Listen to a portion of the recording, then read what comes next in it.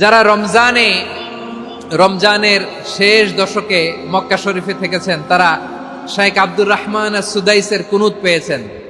যারা পেয়েছেন অথবা কেউ টিভিতে ভিডিওতে দেখেছেন, শাইখ আব্দুর রহমান সুদাইস 27-এর আলোচনায় 45 মিনিট থেকে 1 ঘন্টা দোয়ায় কুনুত পড়ে। আল্লাহুম্মা হদিনা ফিমান হাদাইত ওয়া আফিনা ফিমান আফাইত ওয়া তাওয়াল্লানা ফিমান তাওয়াল্লাইত ওয়া বারিক লানা ফিমা আ'তাইত ওয়া কিনা ওয়াসরিফ আন্না বিরহমাতিকা শাররা মা কাদাইত ফাইন্নাকা তাকদি বিল হাক্কি ওয়া লা ইয়াকদা আলাইক।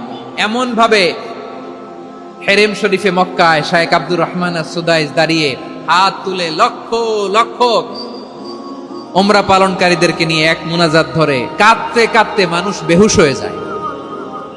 দোয়ার কথা শুনে গায়ের লোম খাড়া হয়ে যায়, হৃদয় বিগলিত হয়ে যায়, চোখ দিয়ে দাঁড় করে পানি নামতে থাকে।